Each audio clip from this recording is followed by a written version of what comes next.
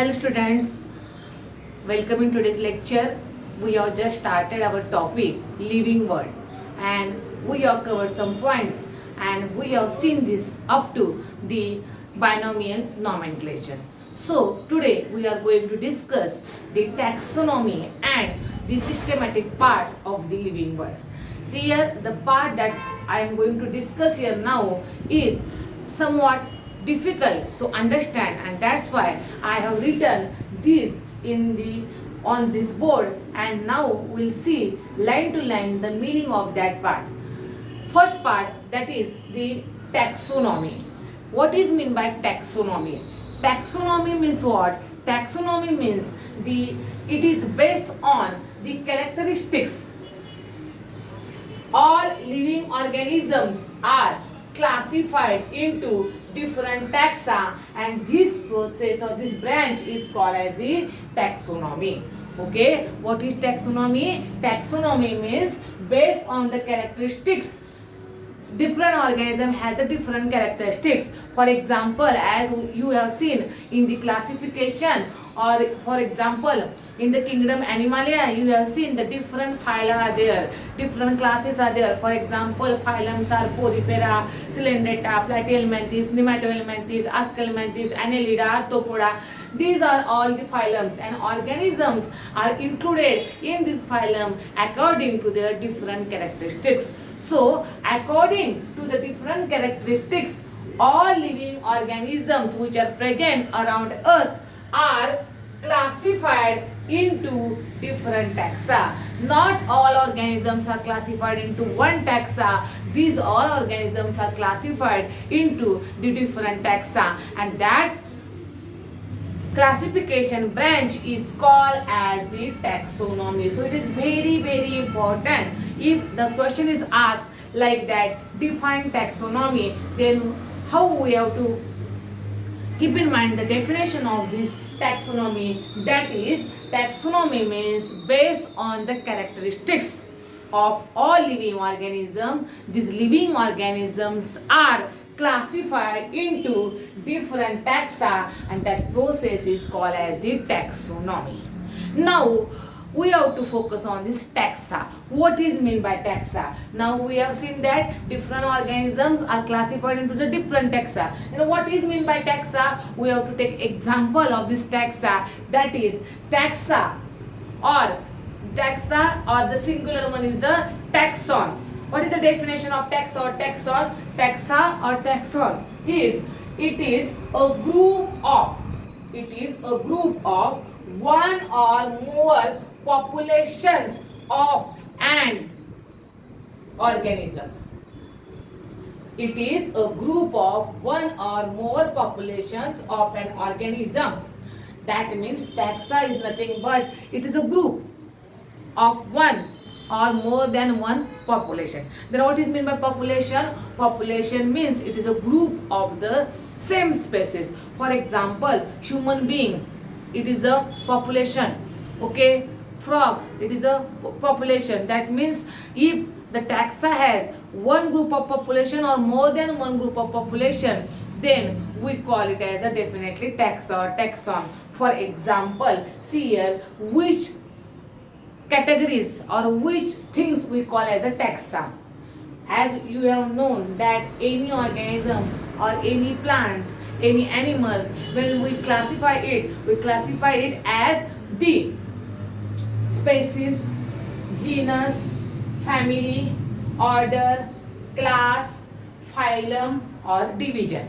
Phylum in animal, division in plant, or higher category is the kingdom. So all these kingdom, phylum or division, class, order, family, genus, species, all these are the taxa. So it is very interesting to keep in mind who is called as a taxa or what is the example of taxa. Example of taxa are the kingdom, phylum or division, class, order, family, genus and species. These are the taxa, and in this taxa different living organisms around us are grouped according to their characteristics.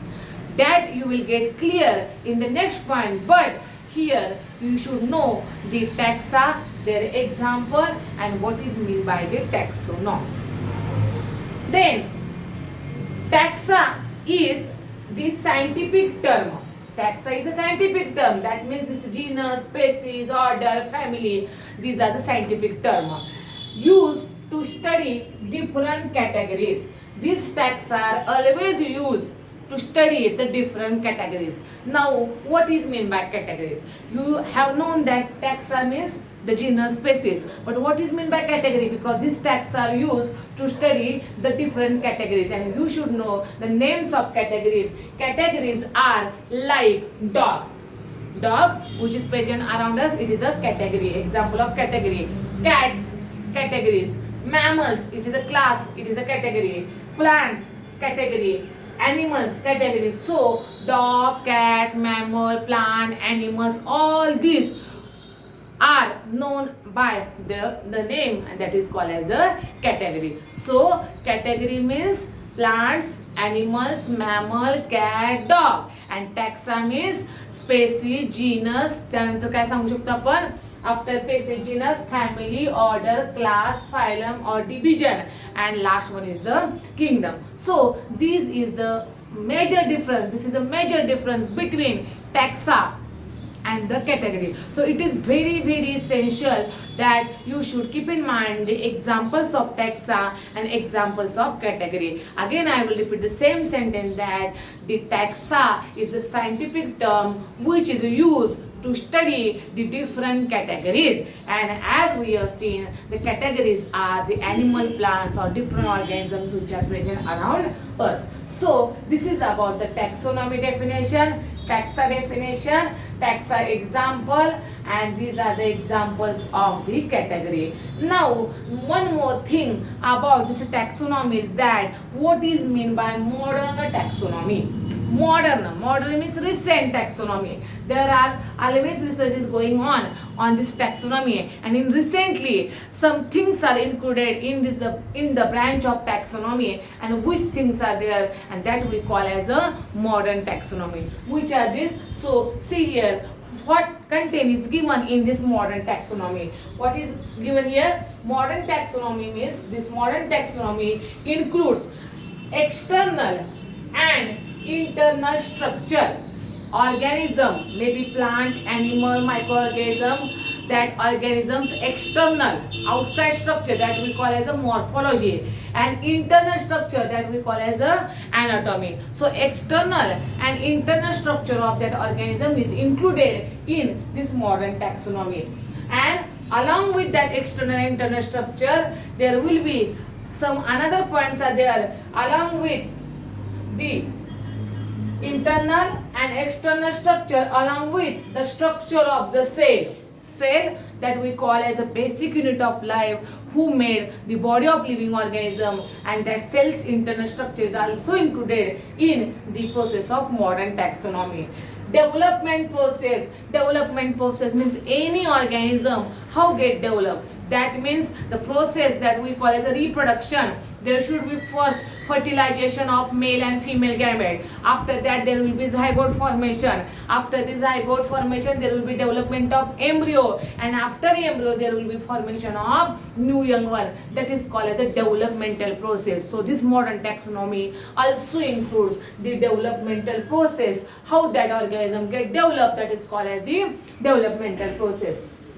And ecological information of an organism. What is meant by ecological information? Ecological information means the organism which is present in a particular environment that we call as a habitat. See here, one more term I am explaining here, that is a habitat. Habitat means the place of an organism where it lives. So you will find around us there are different habitats are present. Some habitats we call as aquatic, some are terrestrial, some are aerial, some are arboreal, some are fossorial. That means in different area in the environment this organism lives.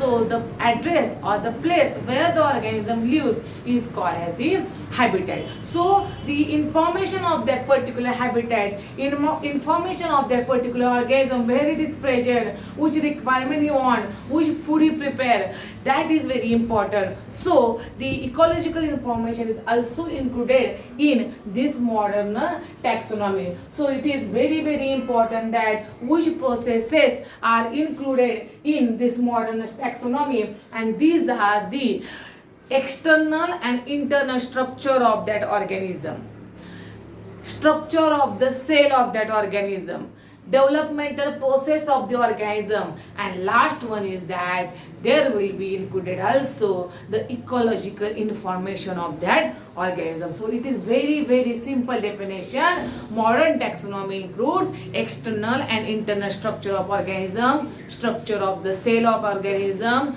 then it includes the developmental process of organism, and last it includes the ecological information of that organism.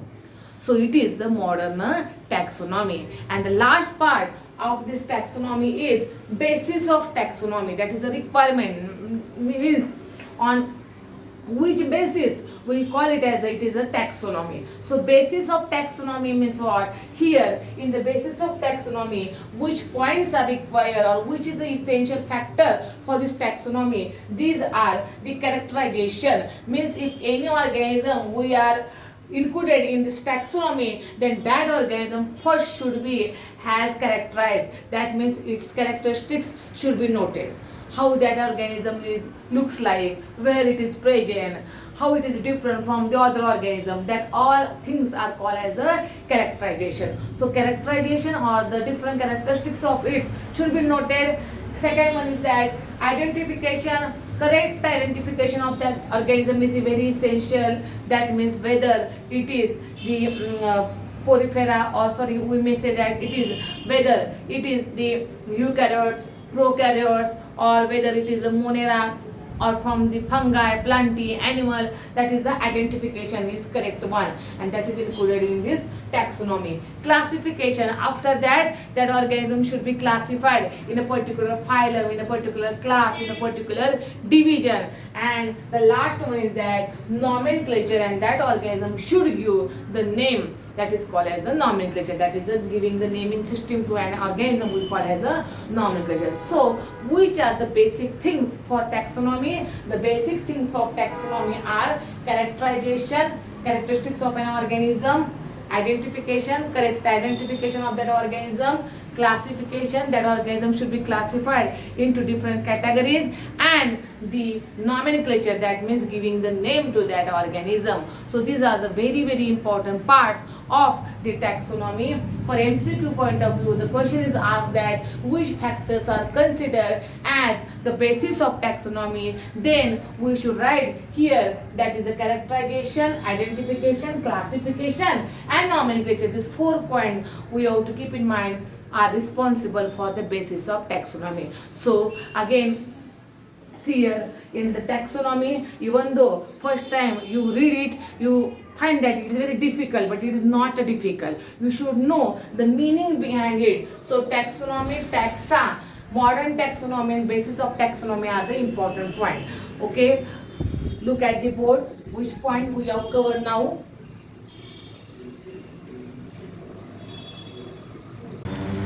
Next part is systematics. In systematics,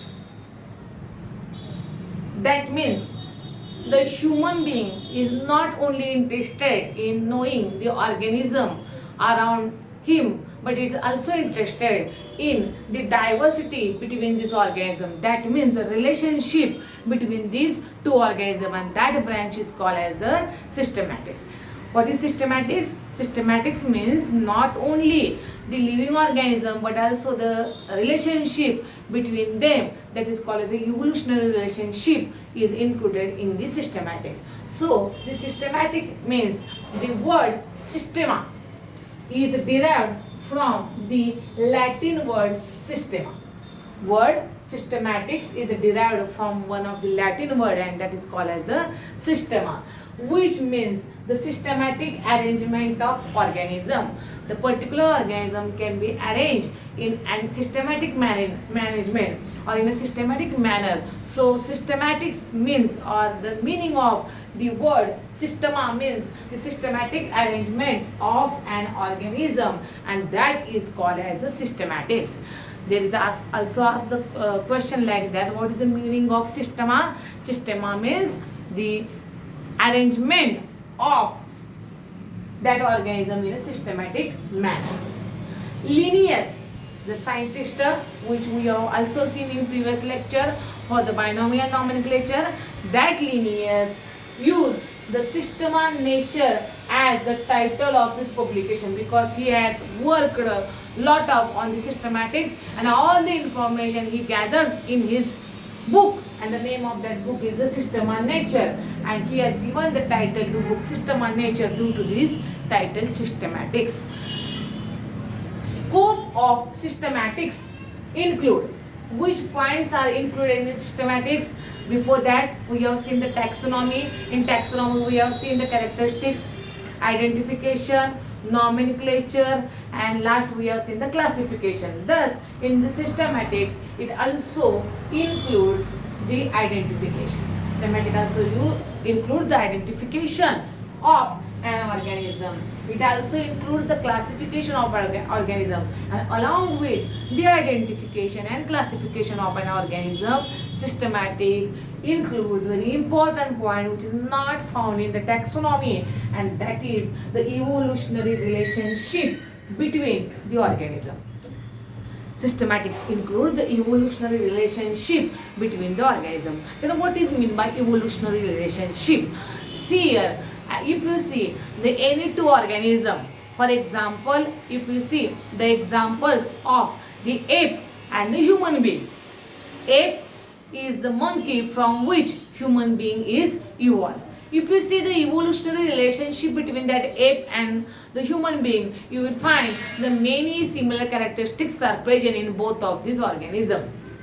Okay, so when any two organisms are looks very similar, they looks very close to each other, then we can say that there is an evolutionary relationship between these two organisms, because from one organism other organism get evolved.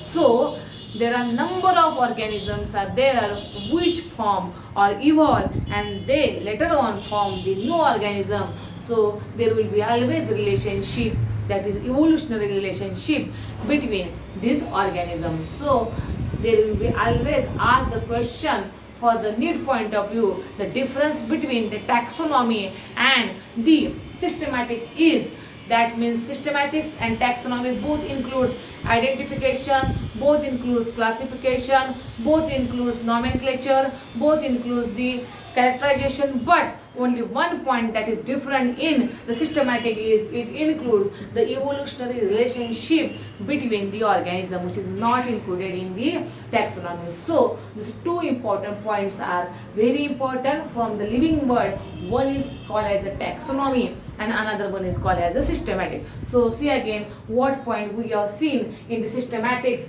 that are, we have seen the systematics is the word which is derived from Latin word systema. Linnaeus used Systema Nature as the title of his publication. This systematic includes identification, classification, and also includes the evolutionary relationship between the organisms. Next point is taxonomic categories. In this taxonomic categories, we have seen the category. Category means we have given the name. For example, dog, cat, mammals, all the organisms which are present around us, we call it as a category. So category is a part of overall taxonomic arrangement. Category is a part of overall taxonomic arrangement. It is called taxonomic category, and all categories together constitute the taxonomic hierarchy. That means the category is nothing but it is a part of the taxonomic arrangement and it is called as the taxonomic category. As the category is a part of taxonomy, it is called as the taxonomic category. And all categories together, all these categories together constitute the taxonomical hierarchy. All these categories together called as the taxonomical hierarchy. Here we have given the figure or the flow diagram of these taxonomical categories which are arranged in the ascending order. Their arrangement is the ascending order. So some students get confused that last time we have seen that is these are called as a taxa and the taxa are also called as a category. So you should keep in mind these are the category and single category we call as a taxon. All these categories are arranged in the ascending order, and see this order you should know how it get arranged in ascending order, or if they ask the question to arrange this category in the descending order, then you should know the descending order of this categories. So we will see first the descending order and then we'll see the ascending order. So first we'll see ascending: species, genus, family, order, class, phylum in animal, division in plant, and the kingdom. This is the ascending order. This question is very important because MCQ point of view they will be always asked the question, arrange the category in the ascending order. How this category can be organized in the ascending order? See here: species, genus, family, order, class, phylum or division, and the kingdom. This is the ascending order. Now we have to see the descending order. Descending order. How they are classified into the descending order? Descending order includes kingdom, phylum or division, class, order, family, genus, and species. All these are the descending orders. So ascending and descending order are very important categories, and it is the hierarchical arrangement of these categories according to their ascending order. So again focus this point, how these categories are organized. See once again, and then we'll see the next point, and that point is the each category we have to see in detail from species to the kingdom. Now we see in detail these categories from their ascending order to the descending order. And the first two categories we will see first: species and the genus. So just now we have seen species, genus, family, order, class, then phylum or division, and last one is the kingdom. So kingdom is the highest category and the species is the lowest category. So we'll see species. Species means what? If there is a question asked that define species, then what is meant by species? Species is a group of individuals. It is not a single individual, it is a group of individuals. There are many individuals, many organisms are there. So it is a group of individual or group of organisms with fundamental similarities. That group of organism has fundamental similarities, and such a group is called as the species. So I will repeat the definition. Species is the group of individual, group of organism with fundamental similarities. Then what is meant by fundamental similarities? See here, for example, all the human beings, we are all the human beings, we have some fundamental similarities, means that we have same type of digestive system, circulatory system, nervous system. This is the internal structure. If we see the external structure, all animals or all human beings have the same appearance: 2 eyes, 2 ears, 1 nose. Okay, there are 32 teeth are there, and all these things we call as the fundamental similarities. So all these things are common in us. That's why we are included in one species. So species means that organism should have the fundamental similarity, and then only it can be included in a one particular species. So this species is the lowest category. If there is asked question for MCQ, that is which is the lowest category of the taxon or the taxonomic hierarchy, is the answer of that is this species. It is the lowest category.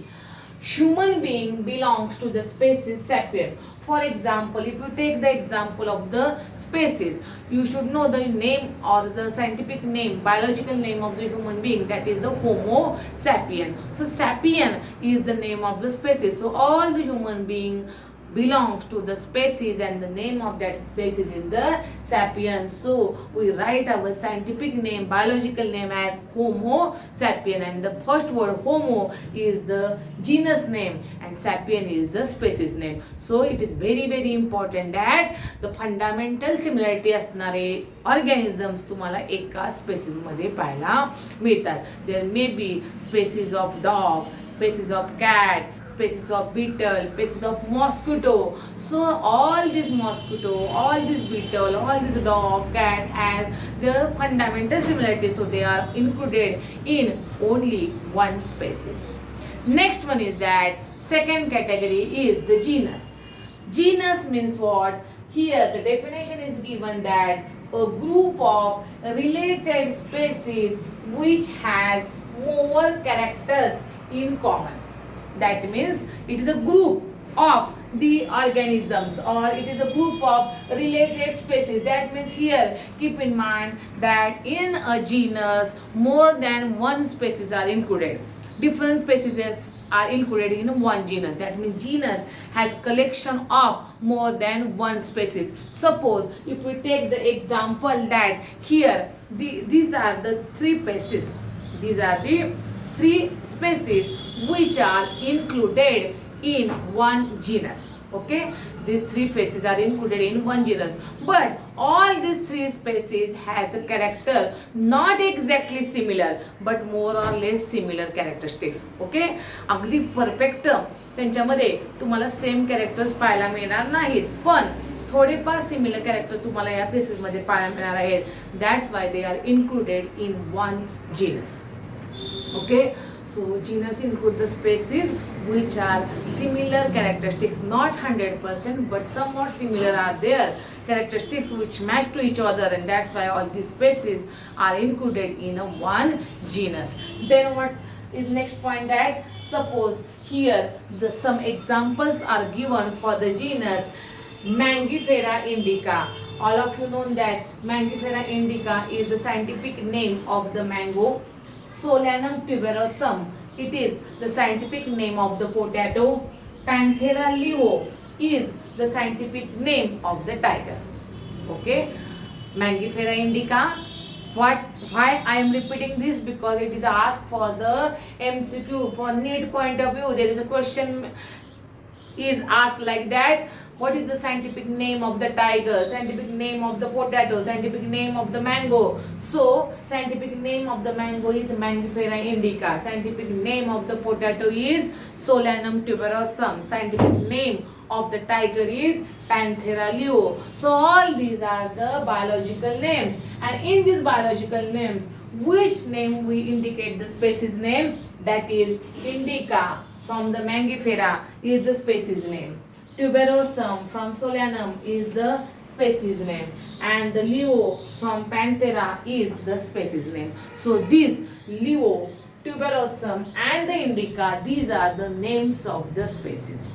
These are the names of the species, and all these, see here, if we take the example, so Mangifera indica, Tuberosum and Leo, which are the names of the species, and the Mangifera, Solanum and the Panthera, these are the names of the genus. Because in binomial nomenclature we have seen that the first name of that organism indicate the genus name and second name indicate the species name. Okay, so these are the indica, Tuberosum and Leo are the names of the species. Now another important statement regarding the genus is that it is aggregation of closely related species. As we have told that it is the aggregation. It is the aggregation of closely related species. Not exactly similar, but they have more or less similar characteristics. So we call it as a closely similar characteristics are present in that species. So it is an aggregation of closely related species, and here you will get clear idea about this genus. That one example is given here, that is potato. All of you are well known for this potato. It is one of the vegetable which we prepare in our home. Then the brinjal and makai. Makai means it is not common, so you focus on the potato and the brinjal. Only you consider two examples, potato and brinjal. Are different species belong to the genus Solanum. These are the different species belong to the genus Solanum. So if we see this potato and the brinjal, you will get many different points there or different characteristics there. They are not exactly similar. This potato and the brinjal are not exactly similar, but even though they have few characteristics which are very similar to each other than the other species. That means this potato and the brinjal has somewhat similar characteristics. If we consider their size is more or less common, okay, they are present, one is present below the ground, one is present above the ground, both are used as vegetables, so there are more or less characteristics which are very similar, and that's why this potato and the brinjal has the few characteristics which are similar, and that's why it is included in the genus, and the name of that genus is the Solanum. So Solanum is the genus which includes the potato and the brinjal. So these are the examples of the one genus includes the two species. Then we will take the example of animal. Lion. The name of the lion, scientific name is the Panthera leo. Then leopard, scientific name of it is Panthera pardus. And the tiger, scientific name of it is Panthera tigris. So this lion, leopard and tiger. Lion, leopard and tiger. These are the names of the animals. All these are the species of the genus Panthera. If we take the example of lion, tiger and leopard, all are the animals, though are not exactly similar. They do not show the exactly similar morphological characteristics, even though they are included in one single genus, and name of that genus is the Panthera. So Panthera is a genus which includes tiger, lion, leopard. Solanum is the genus which includes the potato and the brinjal. Thus closely related species get included in the one genus. And last point is that genus differs from another genus. That means one genus can differentiate it from the another genus. For example, there is one another name of the genus that is called as a Felis genus, and that Felis genus includes the example cat. So cat is the example from the genus Felis. So cat is not included in the genus Panthera, but the Panthera genus includes lion, tiger, leopard, and the Felis genus includes the cat. So this is about the species and the genus. So again, revise it. What is meant by species? What is meant by genus? But because after that we have to see the two new points, that is the family and the order. So species is nothing but the group of individuals with fundamental similarities, and genus is nothing but a group of related species which has more characters in common. The next category is the family. Family, order and class. These three categories we'll see here. Family, that means we have seen the species, then genus, and third category is the family. What family means? For family is a group of related genera. Genus singular, plural genera. A group of related genera with still less number of similarities as compared to genus and species. That means somewhat similar genera, similar genus come together and they form the family. Okay, so a group of the related genera with still less similar characteristics. They are not exactly similar, they are less similar characters are there and as compared to the genus and species, but in species there are somewhat more similar characteristics are there. In genus there are some more characteristics are there, but in this family the genera which are included is not exactly similar, or there are very few characteristics similar, majority of characteristics are different. But even though all these genera are classified in a one family, so it is very important that a group of related genera, they are somewhat similar, not exactly similar, with some few similar characteristics are included in one family. They are not exactly similar like that of the species and the genus. Then next point is that they are characterized on the basis of both vegetative and the reproductive features of the plant species. For example, they are given here that the plants which has a similar genera are included in one family. But how these plants can be categorized or classified into that family, that they have given here that all the plants which has the characteristics vegetative, that means the root, stem and leaves, these are the vegetative characteristics, and the reproductive, that means flower, fruit, seed, according to the similarities of that root, stem, leaves, that we call as the vegetative characteristics, and according to the similarities of the flower or fruit and the seed, these are included in a one family. For example, if there are two plants are there, these plants has somewhat similar root, stem, leaves, then they have included in this both plant in a one family.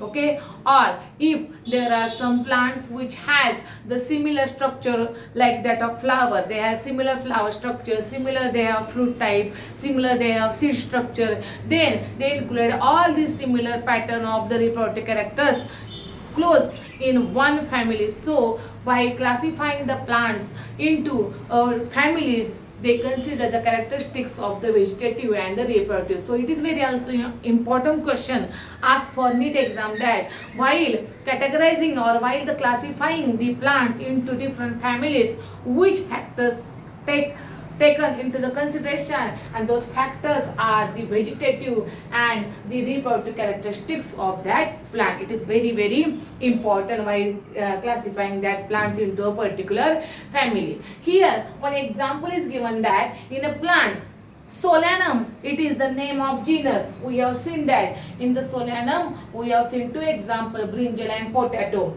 Then Petunia, it is another name of the genus, and Dhatura, it is another genus. So this Solanum, Petunia and Dhatura, Solanum, Petunia and Dhatura, these are the three genus. These are the three genus. They all are included in a one family, and name of that family is the Solanaceae. The name of that family is the Solanaceae. So Solanaceae is the family which includes three genus, Solanum, Petunia and the Dhatura. Then next example is in the animal. In the animal, the family is Felidae. The family is Felidae, and which genus are included in it? Panthera and the Felis. These are the two genus. Panthera and the Felis. These are the two genus which are included in the family Felidae. Here you will find that at the last in the name of family there is one word, and that word is called as AE. See here, Solanaceae, AE, Felidae, AE. So if you will find that AE word at the last, then it is definitely name of the family. So Solanaceae and Felidae, these are the name of family which include the genus Solanum, Petunia and Dhatura and Panthera felis respectively. Okay, this is about the family, which is the taxonomic category next to the genus. We are studying this category by the ascending order. Next to family, another category is the order. What is meant by order? Order means the assemblage of families which has few similar character. Assemblage means aggregation. Aggregation of the different families, but the different families has few characteristics similar. Not all the characteristics, very few characteristics they show similar to each other, and that's why these families are included in a one order. Okay, so we are studying now the order, which is next category of the family, and order states that, or the definition of the order, that it is the assemblage or the aggregation of the families which has few characteristics similar. Now we'll see the example. See here, one order is there from the plant, that is the polynomials, and one order from the animal is the carnivora. So polynomial and carnivora, these are the names of the order. Polynomials and carnivora, these are the names of the order. This polynomial order includes which family? Convoluceae and the Solanaceae. Convoluceae and Solanaceae, these are the two families which are shows somewhat similar characteristics. That's why they are included in one order, and the name of that order is the Polynomials. Name of that order is the Polynomials. Okay. In the chapter Morphology of Flowering Plant, you will study in detail what is meant by family, how the family get characterized, which different characteristics are taken into consideration while defining the name of that family. All these things we are going to study in the chapter Morphology of Flowering Plants. Here only you keep in mind family means what? That is at the last the name A is there, and all families are included in one order. So here we are studying these families Convoluceae and Solanaceae, which are included in order Polynomials. This is the example of the plant order. Next one is that Carnivora is the another order which represent the animals, and in Carnivora Felidae and Canidae. Felidae and Canidae, these are the two families are included in order Carnivora. Which families are included in Carnivora? Felidae and the Canidae. So these families Felidae and Canidae are included in the order Carnivora. Okay, all of you are well known that the order Primata is also there. In the order Primata, which examples are included? Man, monkey, gorilla and gibbon. It is also asked for the NEET exam that what is the order of the gorilla or the monkey or the man. So man, monkey, gorilla, the gibbon, these are included in one order, and name of that order is the Primata. Okay, now the next category is the class, and class comes next to the order. What is mean by class? Class means what? Here it includes related orders. That means the order which are somewhat similar.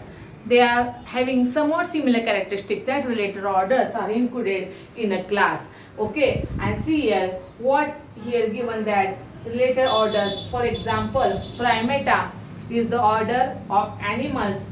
Carnivora is the order of animals. All this Primata and Carnivora are included in a one class, and that class is called as Mammalia. That class is called as Mammalia.